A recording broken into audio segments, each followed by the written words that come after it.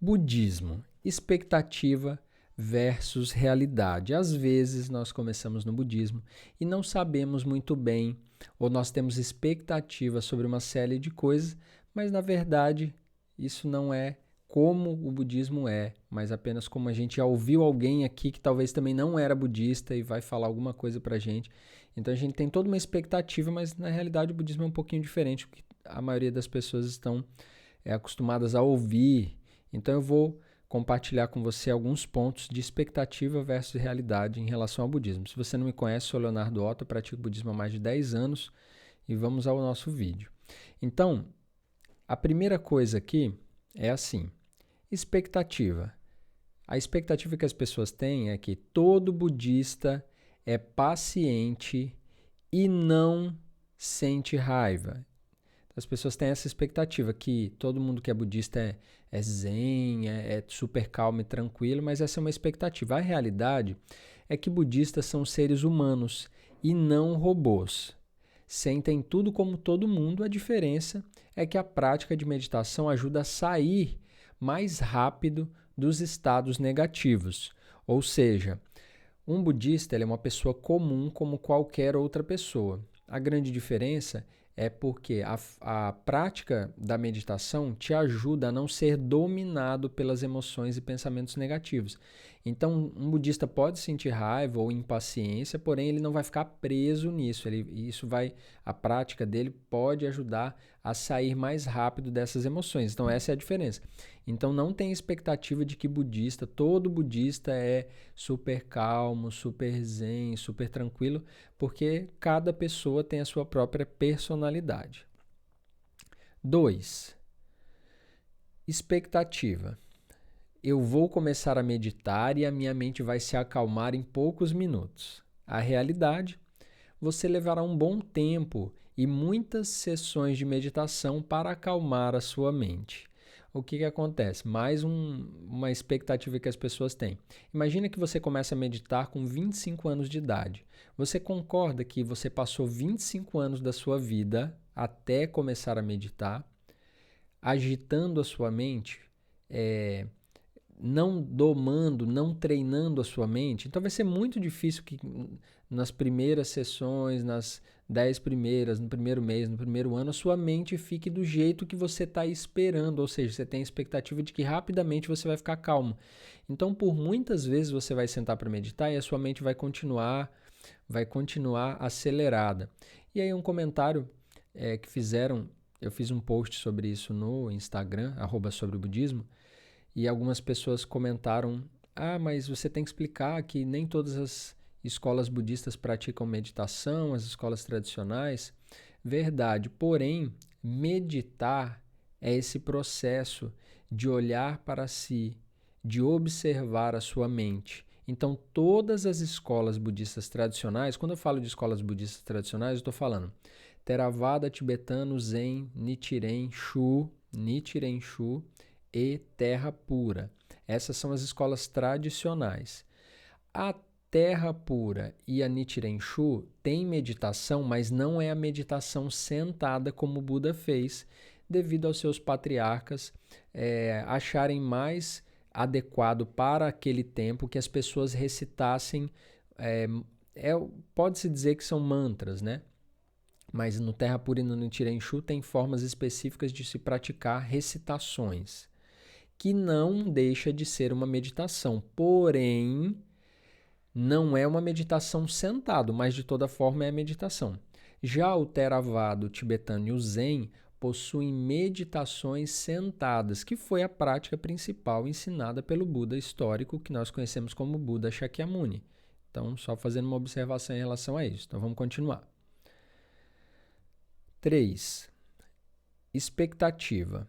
Há muitos templos e grupos budistas no Brasil e facilmente poderei iniciar. Realidade, o budismo é muito novo no Brasil e raramente você encontrará um grupo em sua cidade.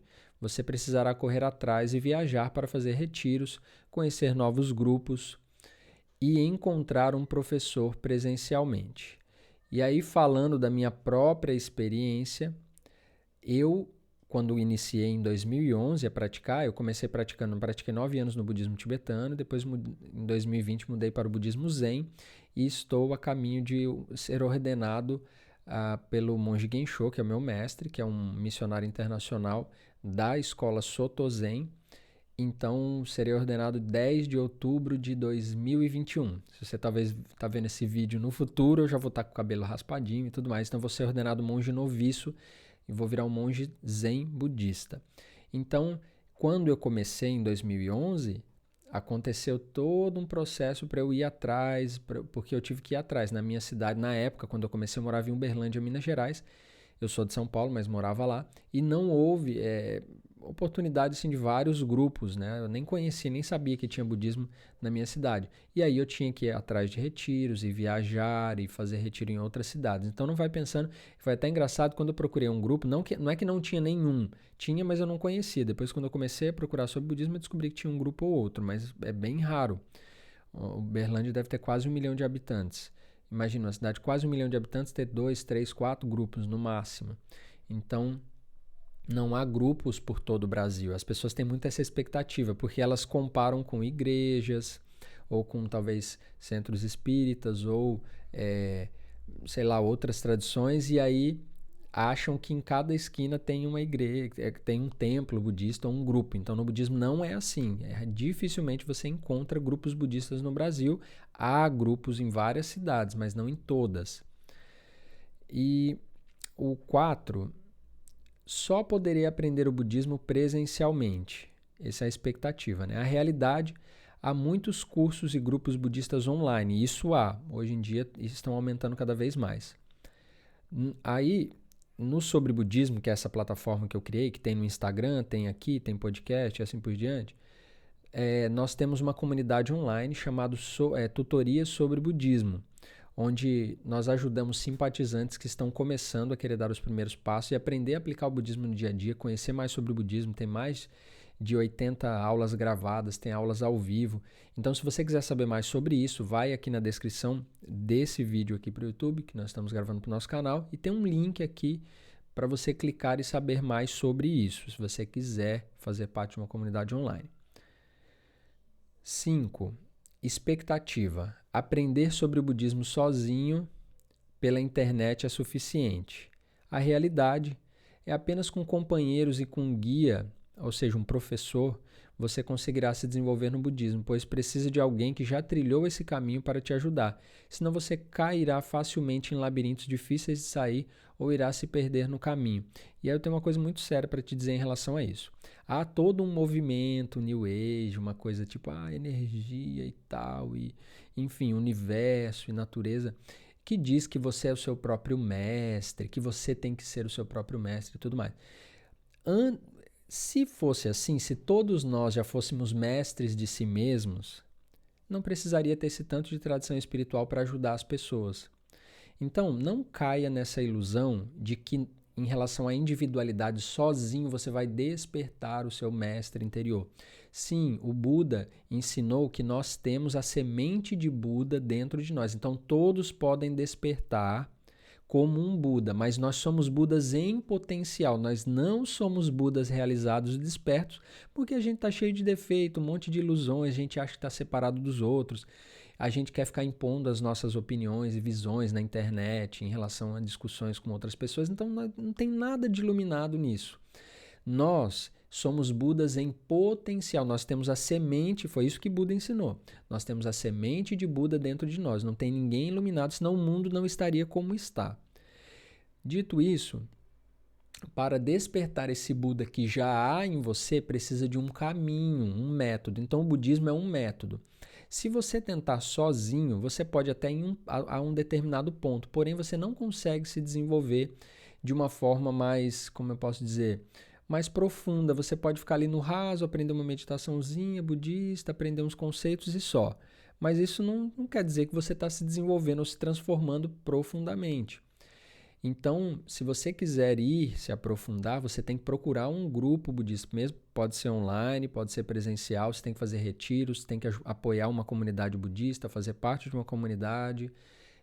buscar um professor para te orientar. Só assim você vai conseguir realmente se desenvolver, porque pode ser que você esteja estudando e meditando. Teve um rapaz que entrou em contato que ele disse que está meditando há 4 anos e se sente perdido, mas ele está fazendo tudo sozinho. Eu falei, o problema é que você está fazendo sozinho, por isso que você se sente perdido. Parece que nada muda, parece que as coisas não fluem. Por quê? Você tenta fazer tudo da sua cabeça. Então você precisa se aproximar de uma comunidade. Se você quer se aprofundar e quer orientação, procure um professor, um centro budista, pode ser online.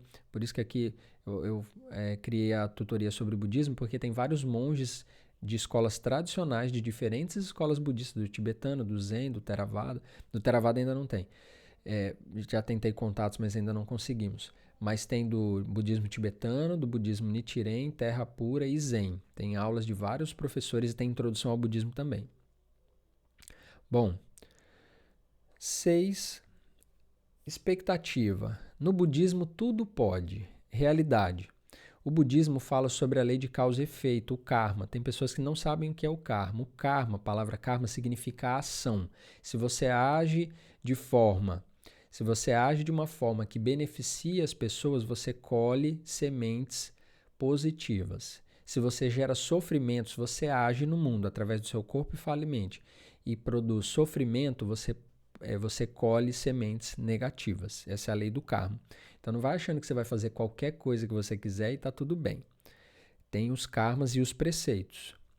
Então, a realidade é que o budismo fala sobre a lei de causa e efeito, o karma, que nada mais é do que as nossas ações. Um dos primeiros ensinamentos, quando você começa no budismo, são sobre a ética moral, através da prática dos 5 preceitos básicos. Não matar, não roubar, não abusar da sexualidade, ou seja, não utilizar a sexualidade de forma que cause sofrimento para outras pessoas. Tem pessoas que falam assim, como assim não usar a sexualidade que causa sofrimento? Olha, se você não sabe o que através da sexualidade mesmo você pode causar sofrimento, isso é um grande problema. Você tem que rever de verdade os seus conceitos. Se você não sabe o que é causar sofrimento para outra pessoa, isso é muito grave. Então procure saber o que é causar sofrimento. O que é, tentando ser um pouco mais claro em relação a isso. Através da sua sexualidade, tem pessoas que, por exemplo, através da sua sexualidade, ela atrai outras pessoas, obtém as coisas que ela quer e dá um pé na bunda dessa pessoa. Isso é gerar sofrimento para o outro. Então, se você está fazendo isso, você está plantando, você está indo contra a ética budista. Então não cause sofrimento, não seduza ninguém, use e depois descarte. Isso é gerar sofrimento. Traição é através da sexualidade, você está gerando sofrimento. Sei lá, qualquer tipo de abuso sexual, qualquer coisa também você está gerando sofrimento. Então evitar todas essas questões. Aí são 5 preceitos, né? Não matar, não roubar, não abusar da sexualidade de forma que gere sofrimento para o outro. Não mentir e não usar substâncias que tirem a clareza mental ou a lucidez, que alterem a consciência. Esses são os 5 preceitos. E aí, usar remédio controlado num tratamento médico, chá, café, coisas que alteram levemente a mente, não tem problema. Em relação a álcool, tem professores que falam que álcool pode...